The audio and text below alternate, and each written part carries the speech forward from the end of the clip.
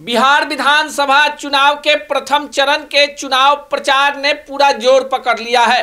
प्रथम चरण में 121 सीटों पर चुनाव होना है, जहां चुनाव प्रचार की रफ्तार 4 नवंबर को थम जाएगी और 6 नवंबर को वोटिंग होगा। आज आपको बताएंगे सारण जिले के अंतर्गत आने वाले 10 विधानसभा सीटों का हाल कि वहां पर इस चुनावी शोर के बीच में लड़ाई का एंगल क्या है। पहली सीट सोनपुर, जहां आरजेडी ने रामानुज राय जो वर्तमान विधायक हैं उनको टिकट दिया है, तो बीजेपी ने विनय कुमार सिंह को यहां से अपना उम्मीदवार बनाया है। साथ ही साथ जनसुराज के उम्मीदवार भी यहां लड़ाई को त्रिकोणीय बनाने में लगे हुए हैं। पर माना जा रहा है कि सोनपुर की जो लड़ाई है यदुवंशियों और रघुवंशियों के बीच है। ऐसे में अति पिछड़ा समाज से आने वाले जनसुराज के उम्मीदवार यहां त्रिकोण बना पाते हैं कि नहीं, ये तो चुनाव परिणाम बताएगा। बगल की सीट गरखा सुरक्षित, यहां से लोजपा रामविलास एनडीए की तरफ से अपना उम्मीदवार सीमांत को लड़ा रही है। वे नए हैं पर लोकप्रिय है, जबकि आरजेडी ने यहां के वर्तमान विधायक सुरेंद्र राम पर दाव लगाया है। सुरेंद्र राम का लोगों के बीच बैठकर कुट्टी काटने वाला वीडियो भी खूब वायरल हुआ है। अब सीधे अमनौर चलते हैं। अमनौर में बीजेपी ने वहां के वर्तमान विधायक कृष्ण कुमार सिंह उर्फ मंटू पटेल पर दाव लगाया है, जो बिहार सरकार में आईटी मिनिस्टर हैं। उनका सीधा सीधा मुकाबला वहां आरजेडी के जिलाध्यक्ष और वहां के प्रत्याशी सुनील राय से हो रहा है।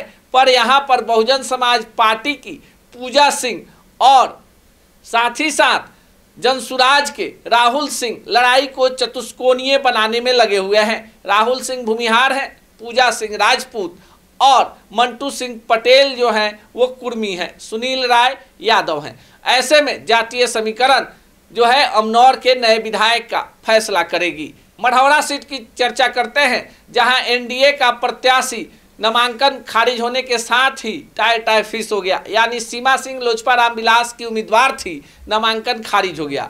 ऐसे में अंकित कुमार पर अब जो निर्दलीय प्रत्याशी थे वहां से एनडीए ने दाव लगाया है, जबकि आरजेडी के तरफ से लगातार 4 बार के विधायक जितेंद्र राय उम्मीदवार हैं। यहाँ पलड़ा आरजेडी का भारी है, पर दूसरे एंगल में यहाँ से जनसुराज के जो उम्मीदवार हैं वो सीधे सीधे मुकाबले में हैं। ये सारण की एक ऐसी सीट है जहां लड़ाई जो है सीधे सीधे आरजेडी और जनसुराज में है और एनडीए यहां लड़ाई से बाहर दिख रहा है।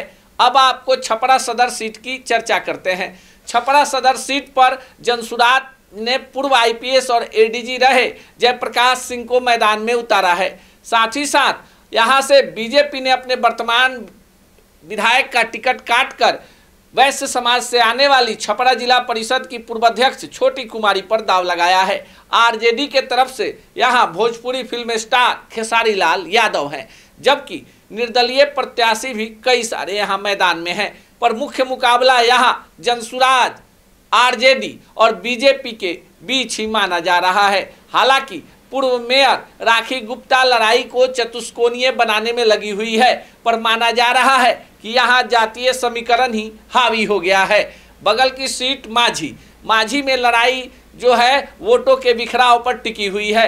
यहाँ से कम्युनिस्ट पार्टी के वर्तमान विधायक ही महागठबंधन के उम्मीदवार हैं, नाम है सत्येंद्र यादव, जबकि जदयू ने यहाँ से छपरा के पूर्व विधायक और पूर्व सांसद प्रभुनाथ सिंह के बेटे रणधीर सिंह को उम्मीदवार बनाया है।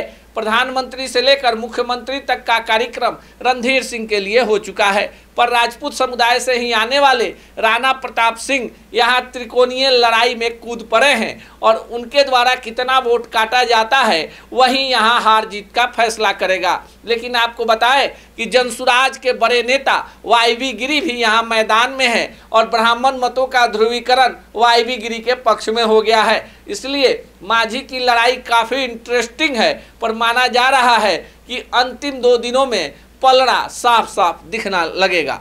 एकमा चलते हैं। एकमा की लड़ाई भी त्रिकोणीय हो गई है। यहाँ से वर्तमान आरजेडी विधायक को ही टिकट दिया गया है और यहाँ से जदयू ने धूमल सिंह को मैदान में उतारा है, पर जनसुराज ने यहाँ से देव कुमार सिंह को मैदान में उतारकर लड़ाई को काफ़ी रोचक बना दिया है। तीन जातियों से आते हैं और एकमा में मुख्य लड़ाई यादव बनाम अगड़ी जाति है। अब अगड़ी जातियों में राजपूतों की तादाद ज़्यादा है। देव कुमार सिंह राजपूत हैं और जनसुराज के उम्मीदवार हैं, पर भूमिहार बिरादरी से आने वाले धूमल सिंह के लिए तमाम बड़े राजपूत नेता लॉबिंग कर रहे हैं। पर माना जा रहा है कि जनसुराज मढ़ौरा, छपरा और माझी के बाद इस सीट पर भी पूरी मुस्तैदी के साथ चुनाव लड़ रही है। उसके बगल की सीट बनियापुर। अब बनियापुर की जो लड़ाई है वो आमने सामने है। यहाँ आरजेडी के 4 बार के विधायक केदारनाथ सिंह का सीधा मुकाबला आरजेडी उम्मीदवार चांदनी देवी से है। हालांकि यहाँ भी जनसुराज लड़ाई में आने की कोशिश कर रहा है, पर पहले ही जनसुराज के कई सारे बागी उम्मीदवार होने के कारण मुकाबला सीधे यहाँ आरजेडी बनाम बीजेपी का हो गया है। बगल की सीट तरैया में फिजा बदली हुई है।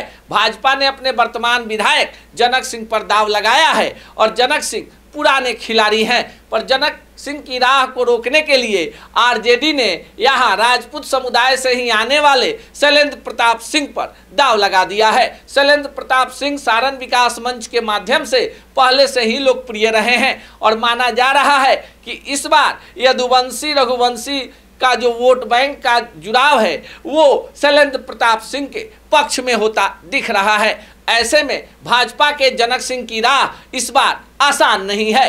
हालांकि इसी सीट से आरजेडी के बागी उम्मीदवार मिथिलेश राय लड़ाई को त्रिकोणीय बनाने की कोशिश में लगे हुए थे, पर खेसारी लाल यादव के रोड शो और तेजस्वी यादव की सभा के बाद यादवों का जो बड़ा जनसमूह है वो शैलेंद्र प्रताप के पक्ष में नजर आ रहा है, जबकि अमित शाह से लेकर प्रधानमंत्री तक जनक सिंह के लिए वोट मांग चुके हैं। सारण की लड़ाई में त्रिकोणीय मुकाबले साफ दिख रहे हैं, जहां कई सीटों पर एनडीए बनाम महागठबंधन और जनसुराज के बीच में लड़ाई हो रही है। इन तमाम सीटों पर 6 नवंबर को वोट डाले जाएंगे और 14 नवंबर को परिणाम आएगा। बाकी आप क्या सोचते हैं कमेंट बॉक्स में जरूर बताइएगा।